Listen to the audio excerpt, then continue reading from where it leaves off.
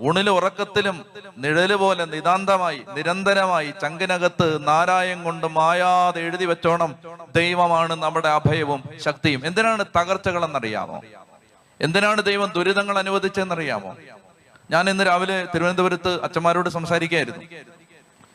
അപ്പോ അച്ഛന്മാരോട് പറയുമ്പോ ഞാൻ ഇങ്ങനെ പറഞ്ഞു, 400 വർഷത്തെ അടിമത്തം, 400 വർഷത്തെ ഈജിപ്തിലെ അടിമത്തം. ബൈബിള് വായിച്ച ഒരു സമയത്ത് എനിക്ക് ഉത്തരം കിട്ടിയിട്ടില്ല. എന്തിനായിരുന്നു ഈ അടിമത്തം? എന്ത് തെറ്റായി ജനം ചെയ്തേ?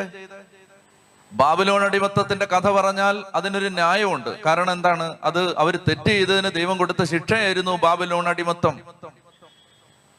പിന്നീട് ഇസ്രായേലിന്റെ ചരിത്രത്തിൽ യഹൂദ ജനത വേട്ടയാടപ്പെട്ടതിന് പറയാനൊരു ന്യായമുണ്ട്. യേശുവിനെ കുരിശിൽ തറച്ചു എന്നെങ്കിലും പറയാൻ ഒരു ന്യായമുണ്ട്. പക്ഷെ 400 കൊല്ലം ഈജിപ്തിന്റെ അടിമത്തത്തിൽ കഴിഞ്ഞതിന് ഞാൻ വായിച്ചെടുത്തോളം എനിക്കൊരു ന്യായവും കണ്ടുപിടിക്കാൻ പറ്റിയിട്ടില്ല. ഒരു ന്യായവും ഇല്ലതിന്. ഈ പാവം ജനത